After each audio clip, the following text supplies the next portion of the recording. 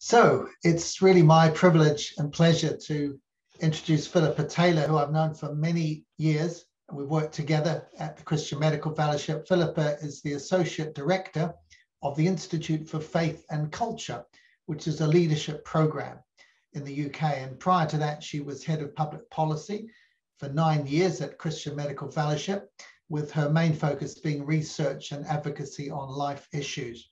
She's got an MA in bioethics and law, and for over 20 years, she's been speaking, writing, advising, and doing media on a wide range of contemporary bioethics and family issues in the UK. So, Philippa, it's lovely to have you back again on ICMDA webinars, and we listen to you as you talk to us about surrogacy. Over to you. Thank you. Thanks, Peter. Okay, Peter has tasked me with talking about surrogacy. I agree that it is a really important issue, so I'm glad he has asked me to talk about this, because I think it is fast becoming a major issue for this century. It's becoming increasingly popular among celebrities, for same-sex couples, and also for couples who can't have children, want to build their families. And interestingly, actually just 2 weeks ago, to show the relevance of it, I saw this article in one of our UK newspapers, Daily Mail. As you can see, businessman 66 is going to be the oldest surrogate father with his male partner, who's age 40. And in the article, interestingly, it goes on to say before he plans to be a surrogate, a heterosexual couple aged 63 and 65 were previously understood to be Britain's oldest parents, also through surrogacy. And in the UK, there's no age limit at all when it comes to courts making these intended parents the legal parents.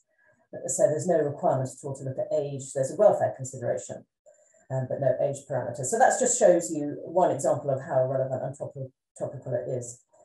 And what's interesting is that at the moment, surrogacy isn't just regarded as acceptable.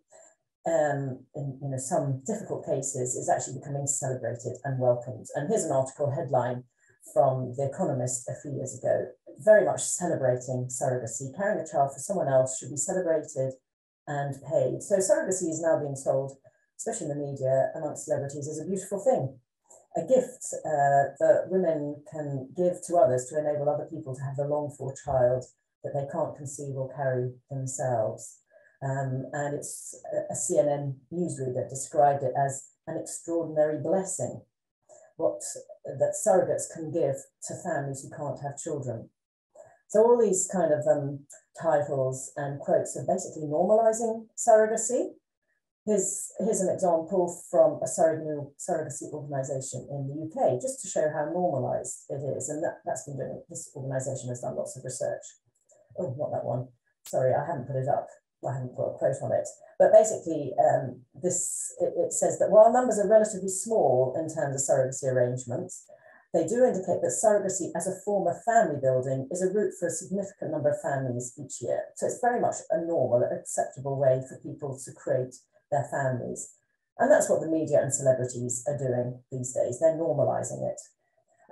And you may know some of the celebrities who've had babies through surrogacy. Let me just name a few. So Tom Daley and Lance Black, they're well known at the moment. Elton John, Nicole Kidman, Naomi Campbell, Sarah Jessica Parker, Kim Kardashian, and someone I hadn't come across him, but I'm quoting him because I'll come back to his picture in a minute. Tan France, an American TV star. And this was his Instagram picture a few months ago, earlier this year. This is what he posted on Instagram, basically celebrating the fact that he was about to have a surrogate child with his partner. And again, he got accoladed really in the media and amongst his friends and other celebrities for that. And then there's a US talk show host, Andy Cohen, worth an estimated £15 million, 50 years old, single. He announced he was about to become a father of a child. And he basically said, after many years, here's a quote, many years of careful deliberation, a fair amount of prayers, which is interesting, and the benefit of science, if it all goes according to plan, about 6 weeks' time, I'm going to become a father, thanks to a wonderful surrogate who is carrying my future. And just one final quote from Lucy Liu, who is one of the Charlie's Angels, and I just thought this was quite interesting. I'll come back to this reason for using a surrogate. She said, it just seemed the right option for me because I was working. and I didn't know when I was going to be able to stop, so she didn't want a pregnancy to get in the way of her career. And in terms of stopping, it seems to me that very few people stop to think about some of the implications of surrogacy for women, for children, and for families. And I suspect that I could count on one hand the amount of listeners listening to this now who've ever heard surrogacy mentioned in a church sermon or even any Christian talk. I think most people, Christians included, haven't thought much about it at all. And if they have, most people probably have a kind of vague feeling that it doesn't feel quite right, but they're not completely sure why. And when faced with difficult stories of couples desperately wanting a child, they would certainly struggle to say that it really is wrong.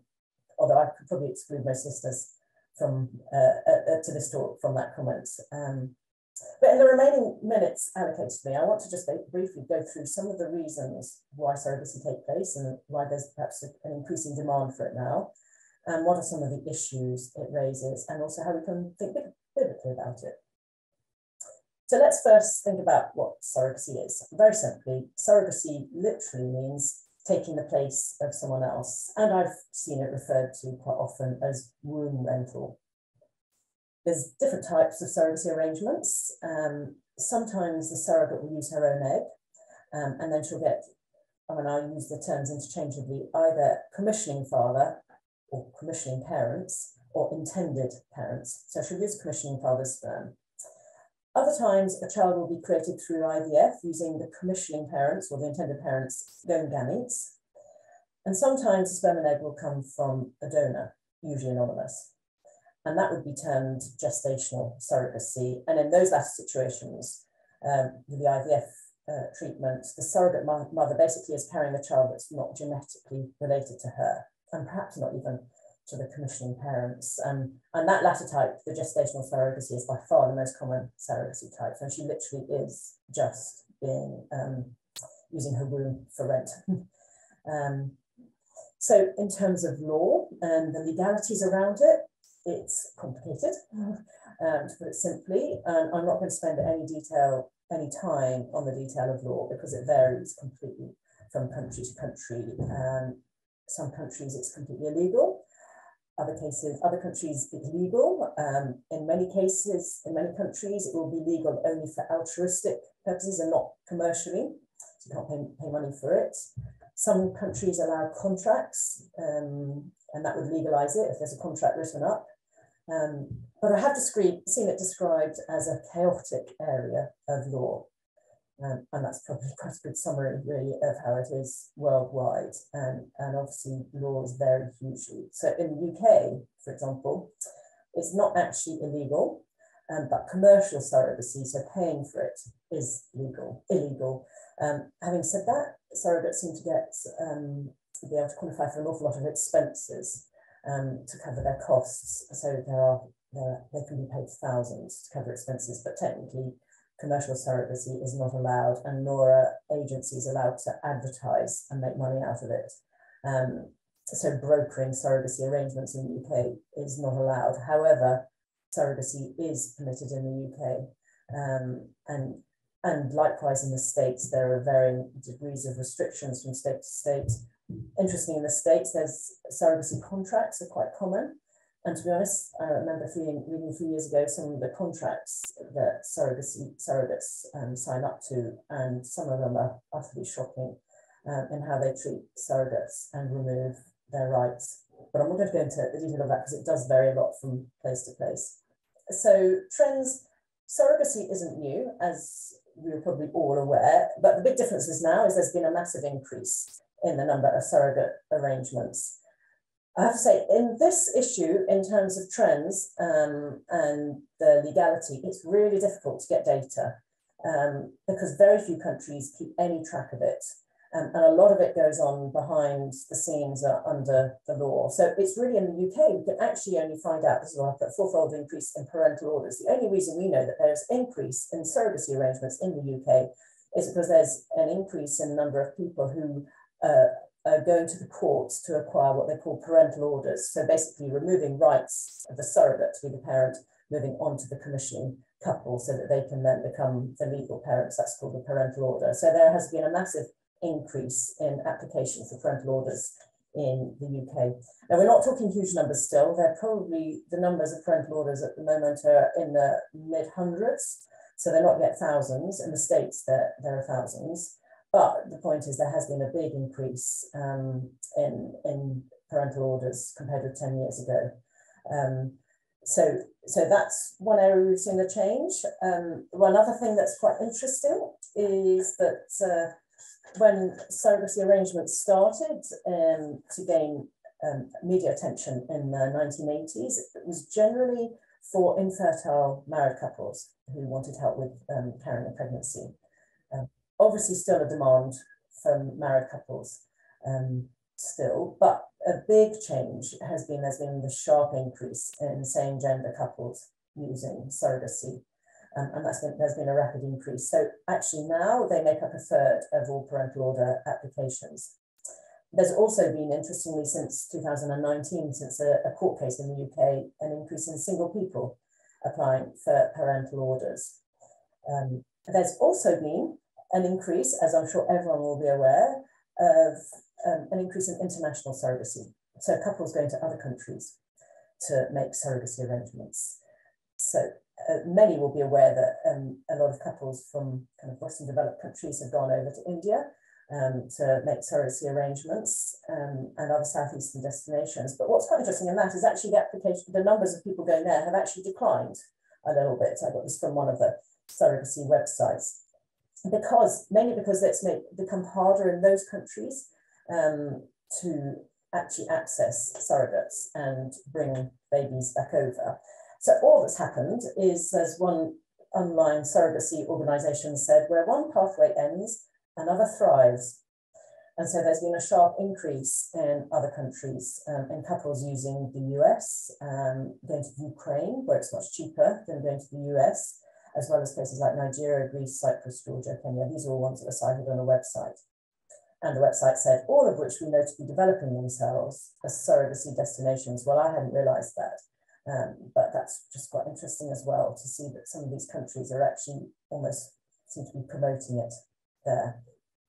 So those are some very general trends, but a question also I think that's important as kind of background really is why this big increase and what are some of the drivers for surrogacy arrangements. Now, an obvious one will be couples who are infertile or can't carry their own biological children in the case of same-sex couples. So the surrogacy website says this, for example, we know that surrogacy is a legitimate and fundamental part of what can be safely offered to intended parents who come to it following failed attempts at other uterine factor fertility treatments. In other words, they can't have children other ways, or if they've had lots of miscarriages, or if they've had fertility destroying treatment, or because the intended parents are male. So surrogacy is the only way they can have a child. And of course, there's an increasing number of single people, actually often men, who are using surrogacy. So that's been an ongoing reason. I think another big driver behind this is the same as so many issues today that we're facing around the beginning and end of life, is this whole area of autonomy and procreative liberty. This is a big driver of the change at the moment. So you'll see it, well, probably well aware that supporters of surrogacy will make claims like using a woman's body is a legitimate act of the woman as part of her own autonomous free choice to use her own body how she wants. It's her procreative liberty. These contracts are between adults who are fully responsible for their own actions. It's an acceptable choice. If women can use their bodies in this way, well, why not? What reason have we got to stop women using their bodies as they choose to? And then added to that, you've got women like Lucy Liu, who I quoted earlier, who basically doesn't want to undergo the inconvenience of a pregnancy. And again, she's just expressing her own individual autonomous choice. Well, you know, someone's willing to carry a baby for me, I don't want to, why shouldn't I? What should stop someone's free choice for doing this?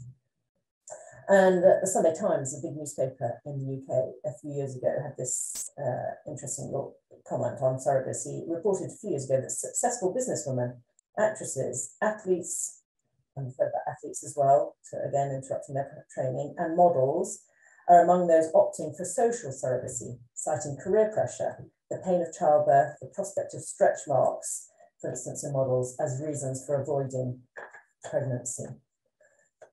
So, and you know, this whole area of autonomy doesn't just meet a demand, really, not legitimate, a demand from the commissioning parents. It's actually argued as providing much needed income for a surrogate if she wants to, if she would like to earn some extra money. And many surrogates say that they want to do it, it's their choice, they're not being pushed into doing it, so why shouldn't they be able to use their bodies to provide a much wanted child for someone else? So going on to the, so yes, I'll give you a quote in a minute from Elton John. So it's interesting, Elton John has now two children born via surrogacy, and a few years ago, the Italian designers Dolce & Gabbana actually described Elton John's children as synthetic. The backlash in the media against them, Dolce & Gabbana, was severe, and there were calls for boycotts of all their products. And this was Elton John's response to Dolce & Gabbana, just simply saying that it felt that their children were synthetic.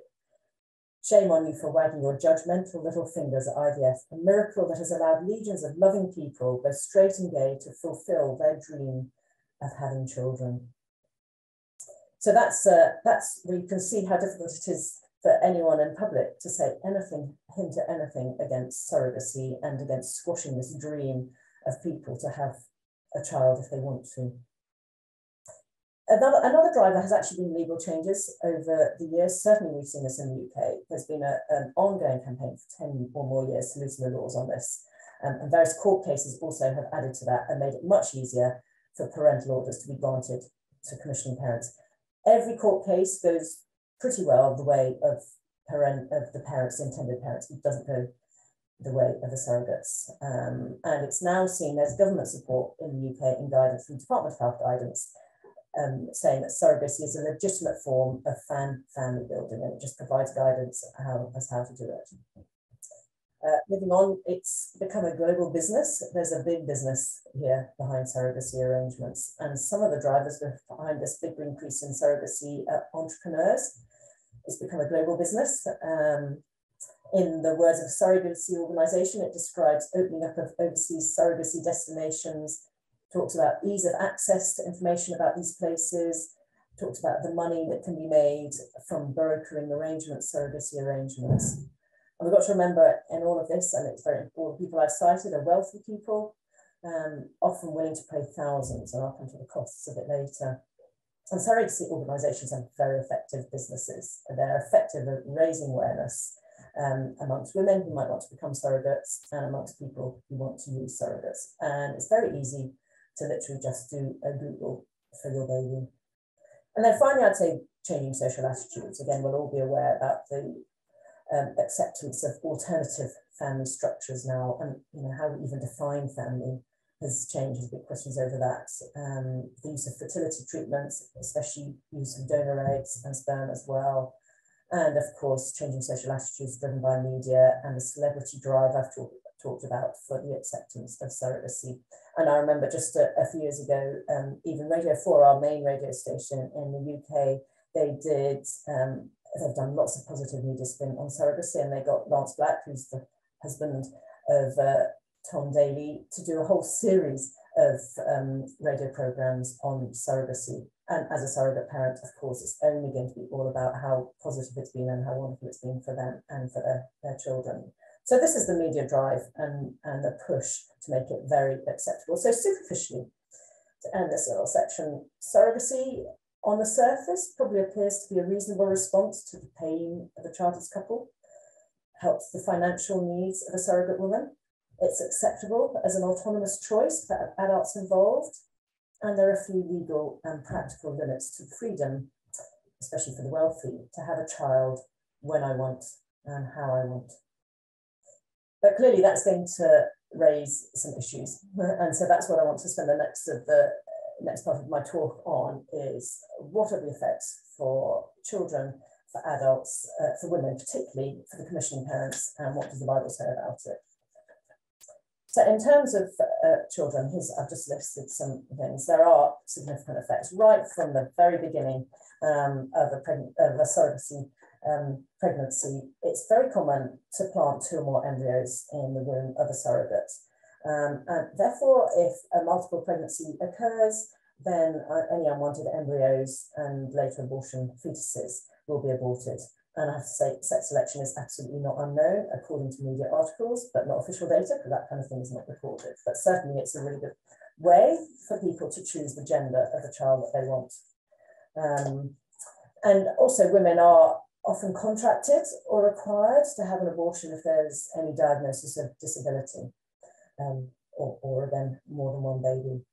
And interestingly, women are often dictated to throughout the pregnancy by both the commissioning parents and any brokers for the arrangement. Usual scenario with surrogacy contracts is the surrogate is told what she can eat and drink.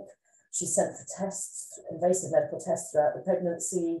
She'll often sign a form to allow abortion of one or more of the fetuses, and abortion if there's a detection of abnormality. And often she's required to go undergo a cesarean section so that they can get the exact date, which is decided by the commissioning parents. And she'll often have the baby removed from her immediately before she can have any physical contact with the baby.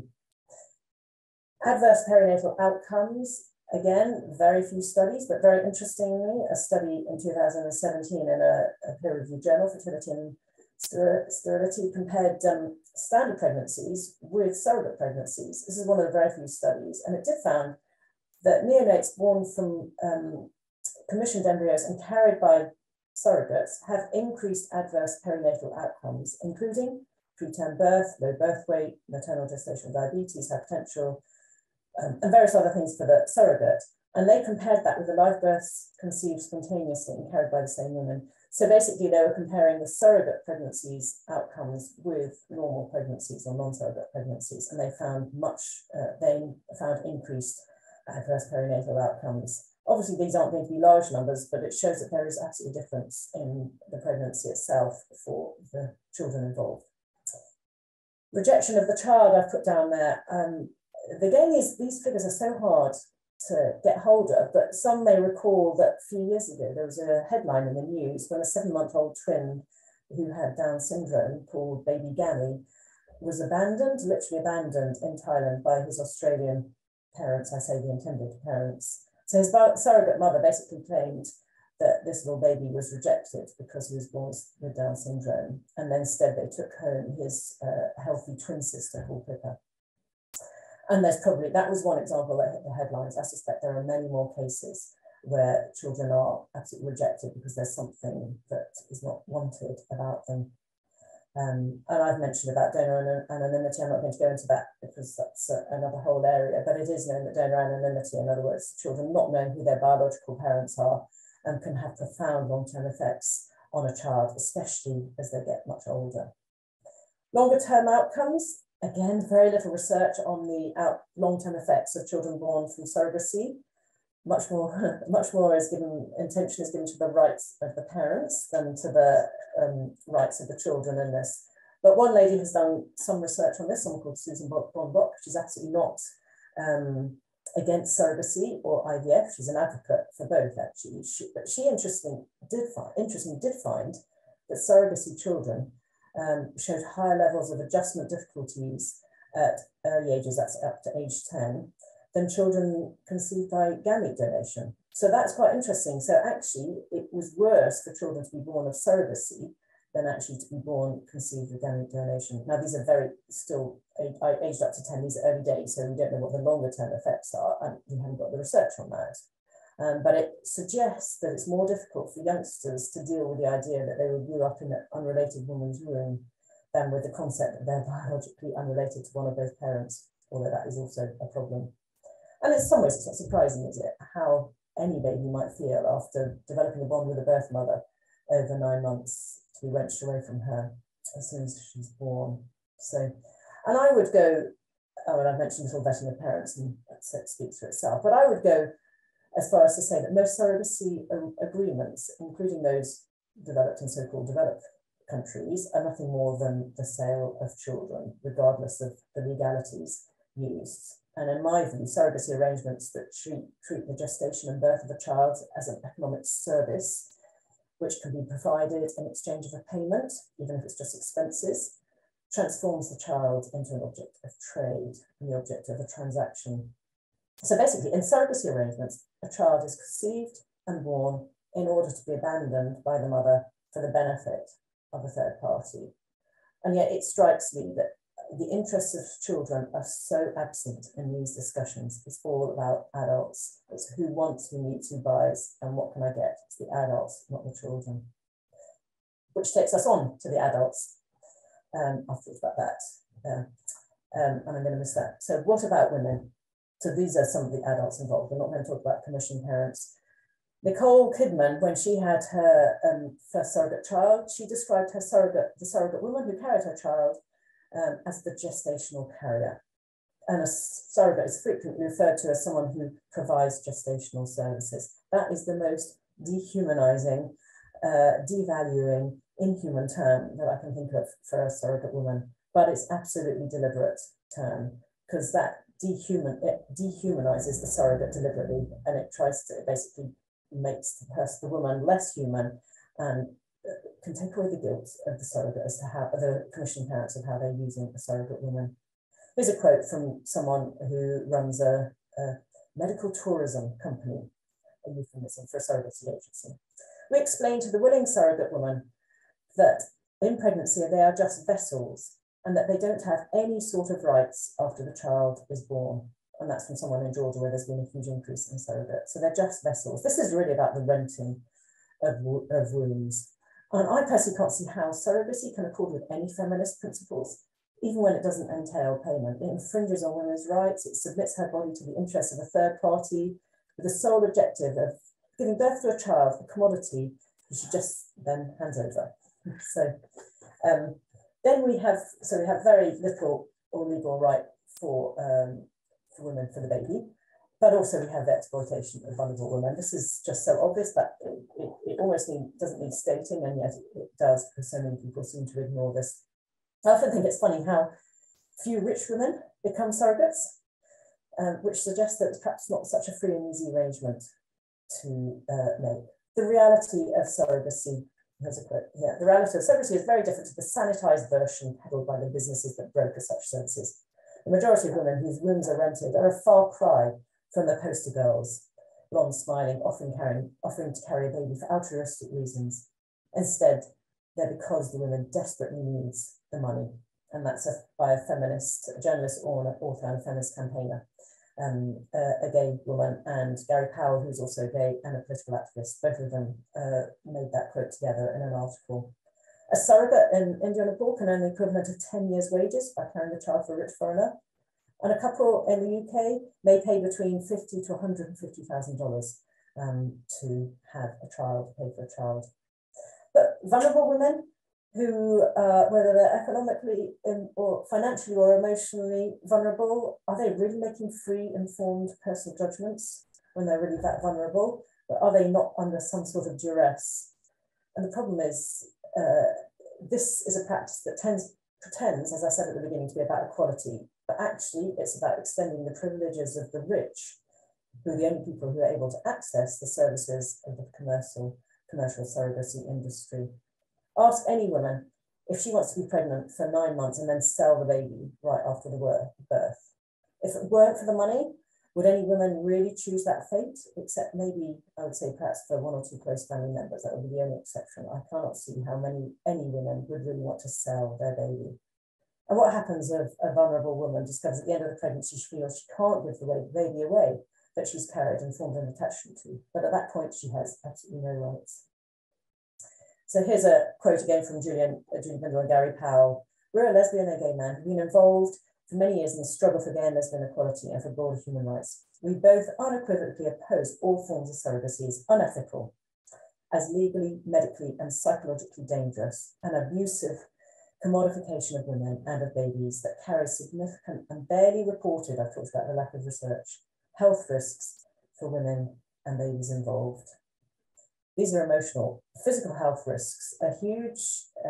Again, never any mention of this. To create surrogate pregnancy, lots of hormones and other medications have to be given to women. They're put through a gamut of drugs that carry huge risks that there's very little long-term research on. And surrogates have died not only in India and third world developing countries, but also in America. Very few studies on these. Emotional health risks. Oh, and I won't go into this, but again, very little research. I will give one quote. The very first commercial surrogate in the UK, someone called Cohen, she said in an interview 28 years after she had the surrogacy pregnancy, she said she's learnt to her cost, you can't cut off all feeling, maternal or not. And of course, confusing family roles and relationships. Just to mention as an example, how would a surrogate has other children older, how do they feel when they suddenly see a brother or sister removed at birth? Were they chosen, the ones that remained, and not their sibling? Why? What kind of long-term effects are we creating for the family involved of the surrogate woman as well? I would, at this point, just very briefly recommend that anyone who wants to find out more about the effects on women, particularly, look at some of the work that Jennifer Lal in the US has done, Center for Bioethics and Culture in the US, and she's done a remarkable film called Breeders, a subclass of women featuring surrogate women. And I would recommend reading that or watching that if you want to find out anything more. She's done a huge amount of work to expose what really goes on in surrogacy arrangements. I will move on. This is about the commercialization, really. I'm going to just quickly move on to the surrogacy business that we're talking about here. It's become very commercialized, which in my mind raises a lot of fears. Again, we can't find the research, raises fears of a black market and baby selling, worldwide baby selling. It seems to me that very little thought is given to the misogyny involved in international surrogacy, where customers and agencies are deliberately targeting vulnerable and financially deprived women in order to meet their requirements. And this lady, Julie, travelled to India and talked to women and went to agencies. And actually, she wrote a whole article on this a few years ago. She says the whole repro-tech industry, the surrogacy industry, is geared towards money. So why would the best interests of a surrogate be on the broker's mind? And she, when she was at a clinic, this quote really struck me. She said, all I could think about was how desperate a woman must be to carry a child for money.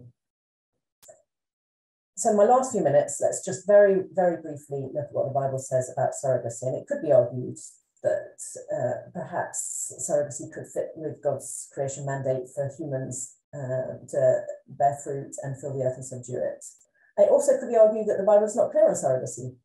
And then indeed that Abraham and Sarah show that it might be permissible. And certainly surrogacy isn't the subject of direct biblical teaching, but I think there are biblical principles that we can apply to this that are useful. And I'm aware at times I'm going to skim through these, but I'm sure most listeners will be aware of the issues here, the principles I've been talking about. And the first one about every person being made in God's image. Every human is precious with deep value, worth, and dignity. So how can a human be fundamentally a commodity or a thing? How can a human be purchased or objectified or used for a price? And John Wyatt challenges us that to abuse, manipulate, ill-treat another human being is to show contempt for God. We must not treat the divine image with contempt. And again, surrogacy I mentioned uses donogamy.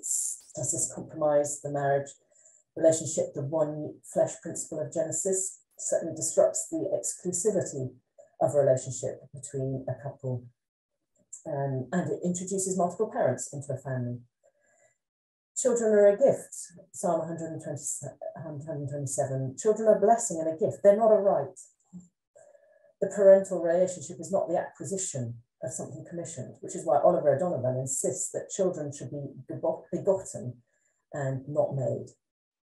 And the importance in this respect, I think, of the significance of the biological bond is just worth mentioning. Gilbert Malander talks about, his bioethicist talks about lines of kinship and descent, which locate us and are important. And the genealogies in the Bible are really interesting. They're key Old and New Testament themes, and they reflect the importance of genetic relationships at the heart of families and communities. And Matthew 1, Luke 3 details Jesus's human family lineage, and there are frequent references to people's blood relatives as defining their identity. And the problem with something like surrogacy is that it severs, especially when it uses donated gametes, which it usually does, it severs that genetic relationship between a child and his or her parents. And then the life in the womb. This isn't just so much about whether a child is alive, because I'm sure most would agree that a child in the womb is, but actually pregnancy and what's going on in pregnancy. And the life in the womb in the Bible is a very precious time. And I'll just cite the example of John when he, in the womb of Elizabeth, he was the first person to greet Jesus. One person, one child greeting another child in the womb to each other, and both responding. So pregnancy in the Bible, I think, is a symbol of deep hospitality and a place of blessing. Life in the womb is precious, and it's a formative time for a child. You knit me together in my mother's womb. And John Wyatt, I will quote him, he says here, Professor John Wyatt, when a mother takes her newborn baby into her arms, she is receiving not a stranger, but a being who has intimately shared her life for the preceding 9 months. Already the relationship of security and love is established. And yet surrogacy is the absolute opposite to that. It's built on the surrogacy's ability to give up that child that she's built up a relationship with. The less attached the woman is to the child, the easier it is to complete that surrogacy arrangement. So it makes the ability to dissociate yourself and distance yourself from the child into a virtue is the opposite of the biblical model. And it makes emotional bonding with the child seem undesirable, which again is the opposite. And I don't have time. I've got a quote from John Wyatt, Abraham and Sarah. That basically all I'd say is that happened. There was a sort of surrogacy, perhaps, arrangements. So Abraham and Sarah were childless, and Hagar, in effect, became their surrogate.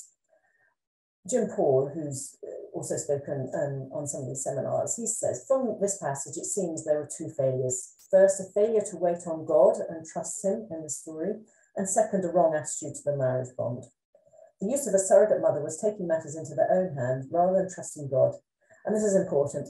The outcome, it led to disordered family and social relationships. It didn't lead to good outcomes. Yes, it happened, but the result was jealousy for many, many generations after that. Hagar and down the generations, her son Ishmael and beyond. Jealousy, rivalry, favoritism, and discord within the family, and rivalry between others as well, and later Joseph was enslaved. So the outcomes weren't good.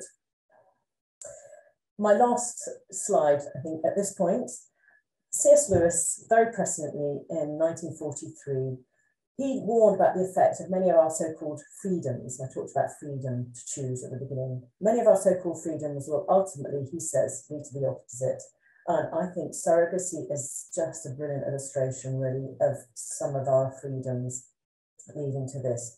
What we call man's power over nature turns out to be power exercised by some men over other men, probably should say women at that point, with nature as its instrument. Man's conquest of nature turns out, in the moment of its consumption, to be nature's conquest of man.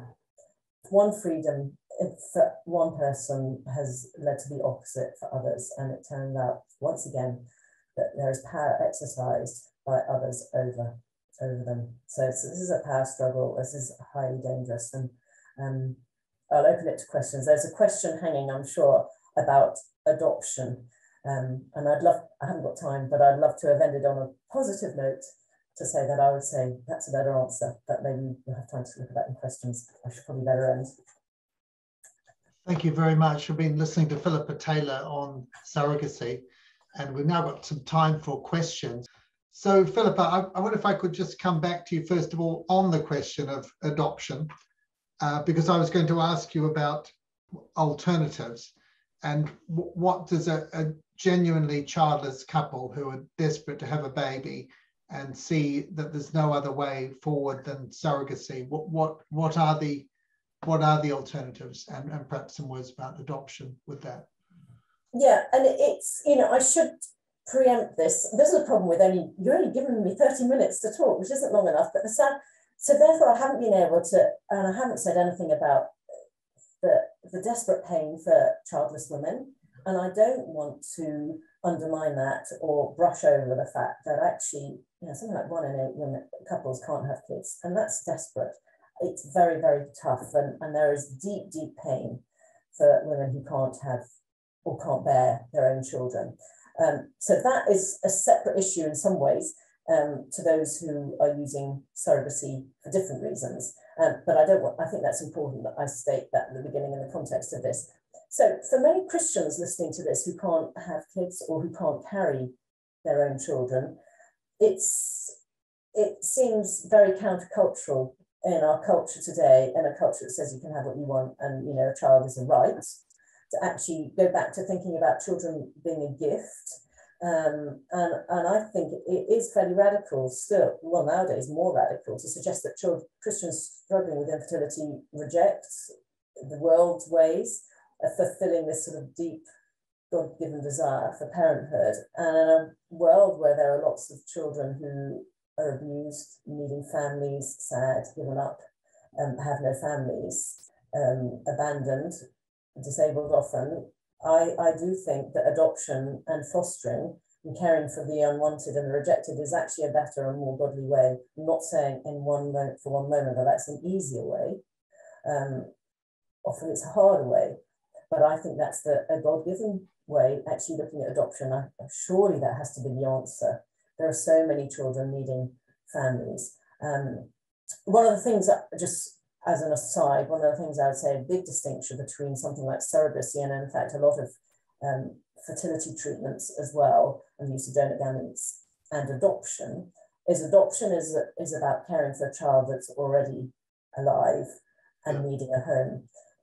Something like some issues like surrogacy and IVF, which is a whole different area. I'd say they're going and deliberately creating a child in these disordered relationships. So it's about deliberately creating a child, whereas adoption is actually dealing with a problem that's there. It's not going in to deliberately create a child. And I think that's an important distinguishing factor. But I think adoption in the Bible is such a biblical theme. You know, we are all adopted. Adoption in the Bible is very biblical and very precious and very important. And I would love to see. I know many Christians do adopt, and that's wonderful. And I think Christians should be at the forefront of this. So from a Christian perspective, I'd say that. And if Christians and us all could actually just start saying there are so many abandoned children in this world, surely that is the way we should be going. That helps. Do you think there are any circumstances in which surrogacy is justifiable, or would you say, and if so, if not, would your reasons be because of the consequences of it for families, or is it more an issue of principle, not violating the marriage bond or whatever? But I think there's going to be a lot of Christians asking this question, you know. This is a really difficult one. It's one I've grappled with for many, many years. Like from 20 years ago, I remember discussing this, trying to work this out, because I think this is very difficult. It comes back to my point. One of my points is the Bible is not clear on surrogacy. And we've got the story of Abraham and Sarah, and it seems that it's possible. Rachel and Jacob is another one. She says, here's Bilhah, my maidservant, sleep with her, that she may bear children for me. So, it doesn't seem to be, it's not outlawed, it's not clear in the Bible. So I think it makes it much harder for us to be, I would say, be absolutely black and white. So this is an area where I'd say actually people partly need to grapple with their own consciences and partly need to draw on biblical themes. So all the stuff I've said, I think is really important, that would basically indicate that surrogacy is not an ethical option to pursue in any form. However, I think that I would find it much harder to be black and white on this for instances where there's a very close, maybe family relationship. So perhaps a sibling. I think you're going into an ethical minefield going down it, so I would warn people off it, but I think I'd find it a lot harder to say absolutely no in very, very limited circumstances where it's purely for altruistic, for someone who cannot carry. When I get into an ethical minefield, this is why I've grappled with it, because I think, even in those limited circumstances, as I say, the biblical example shows that it ended up with a host of problems, but it wasn't completely, God used that as well and provided that. So I think I would struggle in very limited circumstances to say absolutely no. I would just say you're entering an ethical minefield here, or you're entering a lot of potential problems. Have you thought about this? I'd say the majority, obviously commercial, completely no. Limited cases of altruistic surrogacy, I'd be up for debate on that. Happy to be persuaded either way. And I think with some, some of these other ethical issues, like even like contraception, for instance, we were discussing that in a group the other day. Sometimes I think we just need to know what all the issues are, have them set out, and then people just have to work out for themselves a little bit where their conscience leads them on the areas that are very grey and when it's not so clear biblically.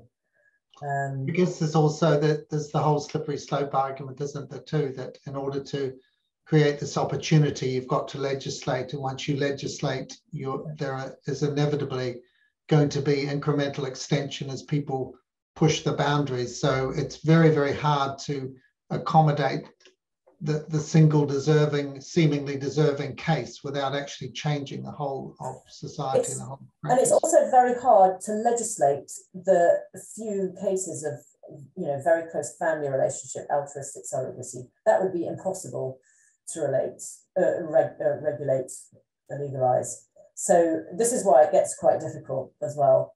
So I mean, I would hope that if anyone asked me that, I would set out all of the kind of stuff I've said today and said, look, these are all the issues, and lay it before them, including biblically. I don't think it's clear biblically.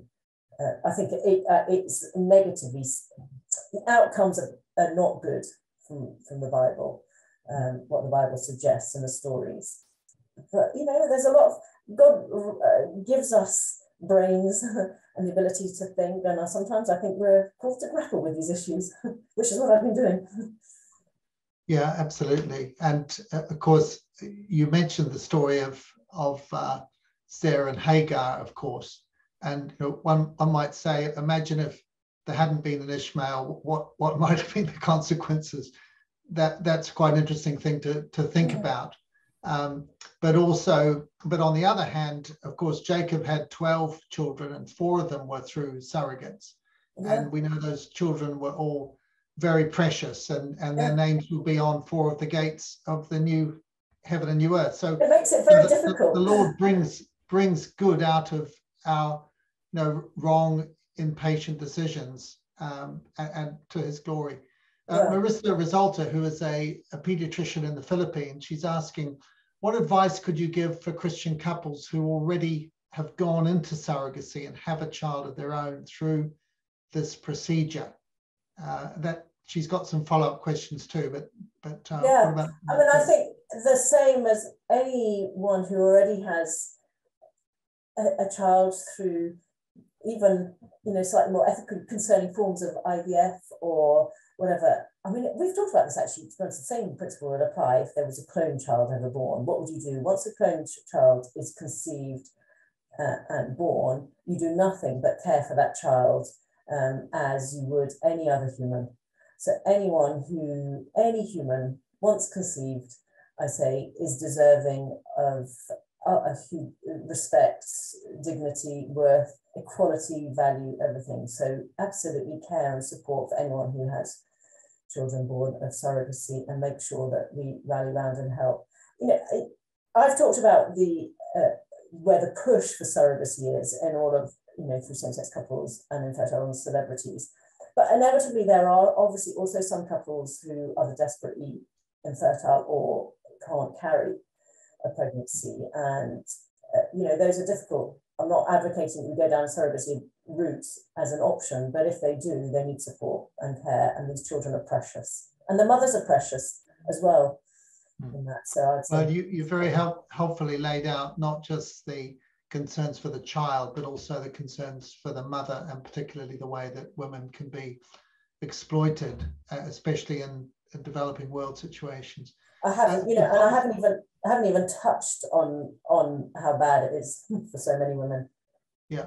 A follow-up question from Marissa: how would you, if you had a Christian couple coming to you genuinely agonizing about this, should we go down this route? What would you say to them? I'd love to say how would you handle that conversation?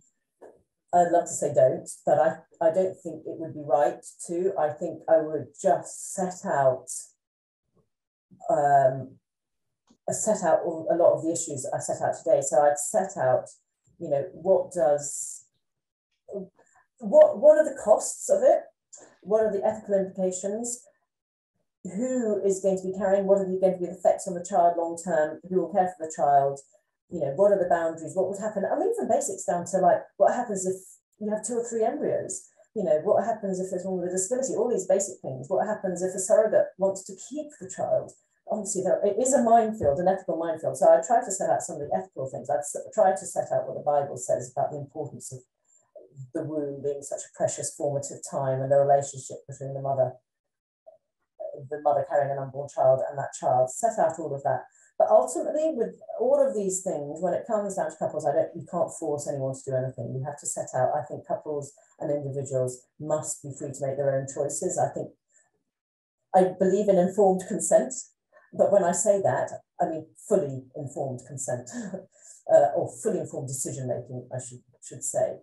Too many people don't make fully informed decisions. They go down a route and think they know it all, but actually they don't know. So if they had a talk like, and they heard some of the stuff I've said today, then I would say they're probably a bit better informed to make a decision. But I think it would be wrong for any of us to force, you know, to really say outright what a couple should and shouldn't do. But I think you can certainly set out very clearly some of the issues that it raises and the difficulties in this, the huge difficulties in this. And you've done that very helpfully today, but the problem we have, is it not, that we see these cases highlighted by celebrities or same-sex couples or whatever, and we're told the story that everything is perfect and wonderful, and to even raise any questions is to be, in Elton John's words, judgmental, you know, depriving people of relationships and interfering and so on.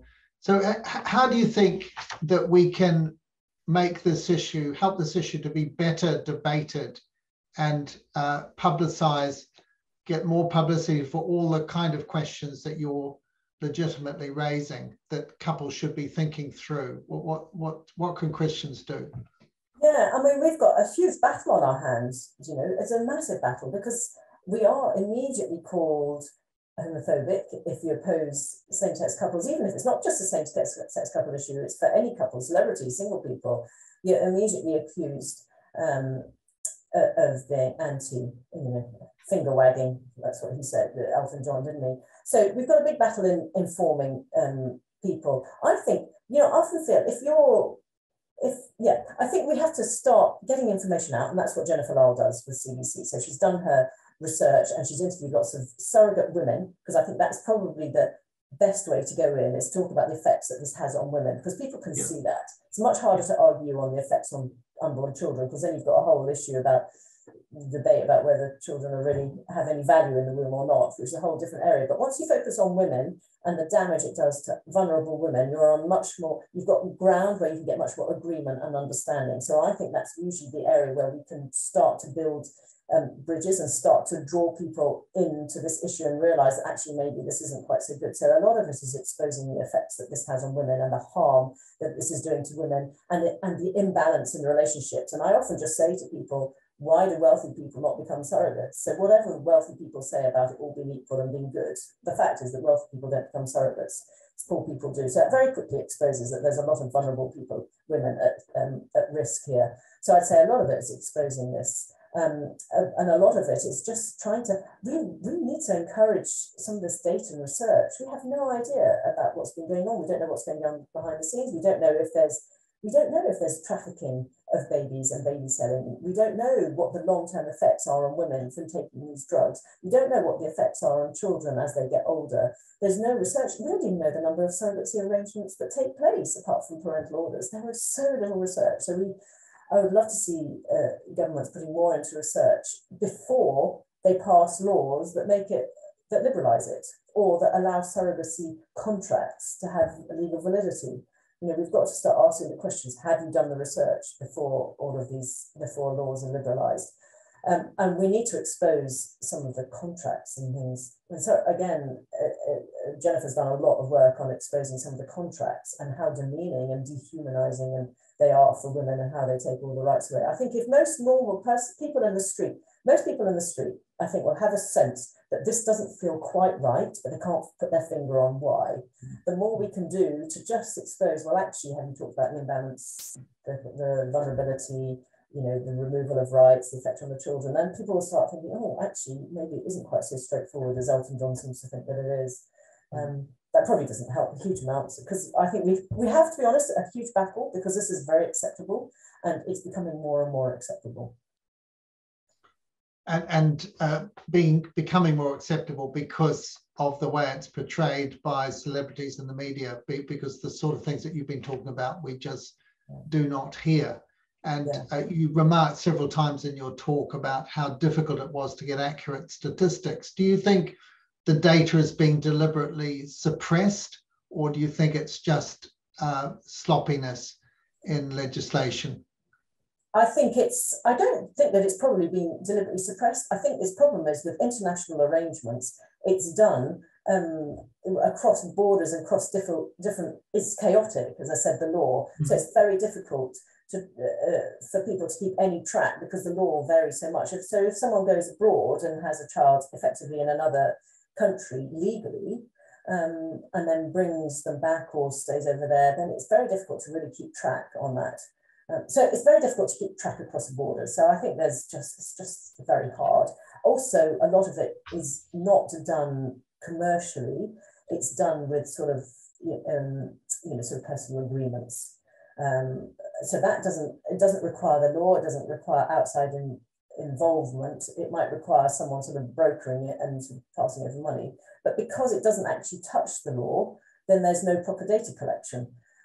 So a lot of this is done below the law, so we just don't know. And some of the stuff that comes to light only comes to light when some women are either die or are severely harmed, and then we start realizing what's happened. The baby gammy media story is a great example. The only reason that we heard about the fact that children are being abandoned because they have Down syndrome or other disabilities, the only fact that we know that happens is because one media story happened to be picked up and spread worldwide. But I would suspect that's just literally the tip of the iceberg. But because it got the media, we now know that that's what happens. But most stories will bypass. And sex selection, I suspect that's prevalent, but no one's going to admit it.